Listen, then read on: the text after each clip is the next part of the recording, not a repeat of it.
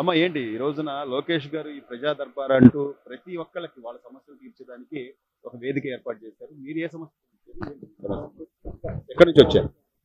మాది విజయవాడ సార్. ఉమ్, విజయ భవానీ భవానీపురం నుంచి వచ్చాను. ఉమ్, మేము 2016లో వెంకటేశ్వర ఫౌంటరీ రోడ్లో చిరంజీవి శాస్త్రి గారి హరిమాధవి గారి ఇంట్లో రెంట్కు చేరాను సార్. ఉమ్, వాళ్ళ ఇంట్లో చిన్నది బట్టల షాప్ పెట్టుకున్న పూర్ణిమాసి.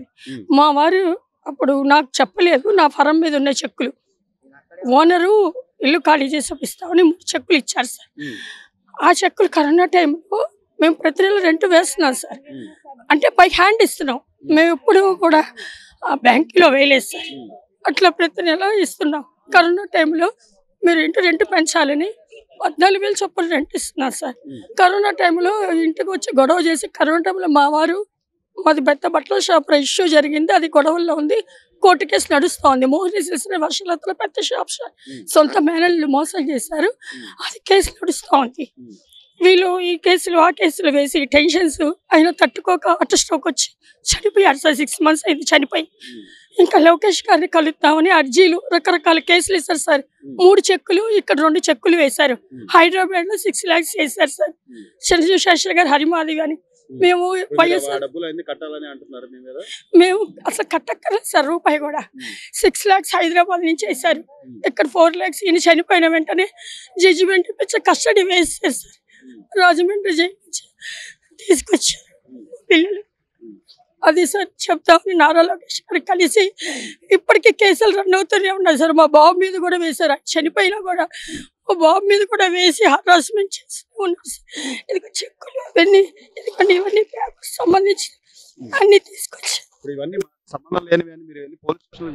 ఇదిగోండి పోలీస్ స్టేషన్ లో కేసులు వేసారు. వాళ్ళు మా మీద వేసిన ఎన్ని కేసులు వేస్తారు చూడండి, మా మీద 5-6 కేసులు వేస్తారు సార్. ఇక్కడ కూడా మేము అప్పటికి కూడా మేము ఇవ్వక్కర్లేదు సార్, మీరు పెద్ద నెల రెంట్ కొడుతున్నాము అని చెప్పినా కానీ మా మీద హరాస్మెంట్ చేసి పోలీసుల చేత ఇబ్బంది పెట్టి ఆయన స్ట్రోక్ వచ్చి 6 months అయింది సార్ చనిపోయి. ఇదిగోండి ఆయన డెత్ సర్టిఫికేట్ అన్ని పెట్టాను సార్. ఇదిగోండి మ్యాటర్ అంతా ఇది. ఇతని భార్య చనిపోయింది సార్. ఇతని భార్య వచ్చేసి 30,000 రూపాయలు డిపాజిట్ చేసింది. నామినీ అనేది ఇతని పేరు పెట్టింది. టౌన్ బ్యాంకులో వచ్చేసి డబ్బులు వాళ్ళు తీయలేదు మాకు. అందుకని సార్తో చెప్పుకుందామని వచ్చినాం. ధర్మవరం సార్. మాకు ఎప్ప తమ్ముని కొడుకునే మా పెద్దయ్య సార్, పెదనాన్నగారు. లేరు సార్, వాళ్ళకి పిల్లలు లేరు. నామినీ ఆయన్నే టౌన్ బ్యాంకులో. అది వచ్చేసి వాళ్ళు 3 ఉన్నారు సార్. వాళ్ళు వచ్చేసి రామకృష్ణ అని ఒక ఆయన కాదు సార్, పక్కన వాళ్ళు రామకృష్ణ ఒక ఆయన, టౌన్ బ్యాంకు కాబట్టి లోకల్. అది రామకృష్ణ, బొమ్మిశెట్టి రాముడు, పామిశెట్టి శ్రీనివాసులు. వీళ్ళు వచ్చేసి వాళ్ళు అక్కడ అడ్డపడుతున్నారు సార్. ఇతను ఇప్పుడు తినేకి ఏమీ లేదు సార్. ఇతని పరిస్థితి చూడండి, బ్యాంక్ కి పోతే డబ్బులు ఏమని తీయట్లేదు.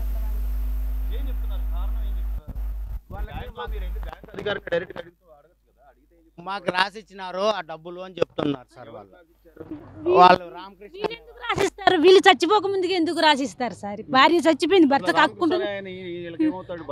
ఎవరు కాదు, వాళ్ళు ఎవరో దొంగన కొడుకులు ఎవరో మోసం చేసినారు. ముసలికి కేసు పెట్టినాం, పోలీసులు కూడా రెస్పాన్స్. అందరి దగ్గరికి పోయినాం, అందరిని అడిగినాం. ఇంకా లాస్ట్కి ఇక్కడికి వచ్చినాం, ఇంకా వీళ్ళని న్యాయం చేస్తారని. ఇచ్చినాం సార్. మా పరిస్థితి ఎట్లా తినేకలేదు. ఇప్పుడు హాస్పిటల్ వాళ్ళు సంపాదించుకుని వాళ్ళు కట్టుకున్న డబ్బే కదా, నీదో నాదో అయితే ఇస్తారా బ్యాంక్ వాళ్ళు? ఇయ్యరు కదా. భార్యది భర్తకే కదా ఉంటుంది, భార్యది భర్తకు, భర్తది భార్యకి. మరి వాళ్ళు ఇయ్యట్లేదు, బ్యాంకులో వాళ్ళు ఇయ్యట్లేదు. కేసు ఎవరు లేరు, మామయ్య 2 అన్నదమ్ములు వీళ్ళు. ఇంకా వీళ్ళకి పిల్లలు లేరు, మేమే చూస్తున్నాం. ఆ డబ్బు తీసుకు బ్యాంకులో తీయనియట్లేదు, వీళ్ళు దాచుకున్న డబ్బులే తీయనియట్లేదు వాళ్ళు.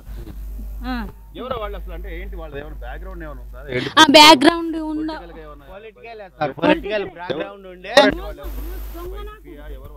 వాళ్ళు వైసీపీ సార్. వాళ్ళ అనుచరులు. మళ్ళీ ఇవి వచ్చేసి గుండా ఈశ్వరయ్య, తమ్మిశెట్టి నాగేశం ఇప్పుడు ఆస్తులు కూడా రాపించుకున్నారు సార్ 2 కోట్ల రూపాయల ఆస్తులు దౌర్జన్యంతో. వీని భార్య చచ్చిపోయి టెన్షన్ లో ఉంటే వీని దౌర్జన్యం చేసి వీని ఆస్తి మొత్తం రాపించుకొని వీని నీ పొద్దు రోడ్లో పడేసినారు. బ్యాంకులో ఉన్న డబ్బు ఆల్రెడీ గ్రామాల్లో జరుగుతున్నాయి కదా, ఇప్పుడు గ్రామ రెవెన్యూ సదస్సులు జరుగుతున్నాయి, మీరు అక్కడికి వెళ్ళి చెప్పుకోలేదా? గ్రామ రెవెన్యూ సదస్సులు ఇప్పుడు జరుగుతున్నాయి కదా ప్రెసెంట్. మేము ఇక్కడైతే న్యాయం జరుగుతుందని చెప్పి వచ్చినాం సార్. ఎక్కడి నుంచి వచ్చారు, ఏంటి మీ సమస్య? వెల్దుర్తి సార్ మాది, కర్నూలు సార్ కాడికి ఇవ్వాలని వచ్చినాం. మా సేమ్ ప్రాబ్లం సార్ మాది. ఆన్లైన్లో ఎక్కకుండా ఉన్నారు సార్ ఎంఆర్ఓ సార్లు, ఈఆర్ఓ సార్లు. చేస్తామని 15 ఏళ్ళ నుంచి మాకు తిప్పుకుంటున్నారు. ఈరోజు మేము మొన్న ఒక 3 నెలల కిందట మినిస్టర్ సార్ కాడికి వచ్చినాము, ఫారూక్ సార్ కాడికి వచ్చినాము. ఆయన చెప్పినారు ఫోన్ చేసి, చెప్పింటే వాళ్ళు కూడా కొంచెం చెప్పింటే చేస్తాంలే అన్నారు. ఇంతవరకు కూడా మళ్ళా ప్రతి గ్రామంలో రెవెన్యూ సదస్సులు అంటూ పెట్టి, రెవెన్యూ సదస్సుల్లో మీకు ఏదైనా ఆన్లైన్ ఎక్కకపోయినా లేకపోతే మీ పంట పొలాలకు సంబంధించి ఏమైనా ఇబ్బందులు ఉన్నా చెప్పండి అంటున్నారు. అక్కడికి అందరూ ఎంఆర్ఓ మొత్తం సర్వేయర్తో సహా అందరూ కూర్చుంటున్నారు. ఎక్కడ సార్ ప్రతి చోట కూర్చున్నా అది లిటికేషన్ ఏం లేదు సార్. మాది సర్వే రిపోర్ట్ ఇచ్చినారు. సర్వే మీది ఇన్ని సర్వే నెంబర్లు ఉన్నాయి, 5 సర్వే నెంబర్లు ఇచ్చినారు. 5 సర్వే నెంబర్లకు గాను మాకు 70 సెంట్ల భూమే ఉంది. మరి మొన్న ఏం చేసినారంటే సబ్ డివిజన్ చేస్తామని సబ్ డివిజన్ కూడా చేసినారు.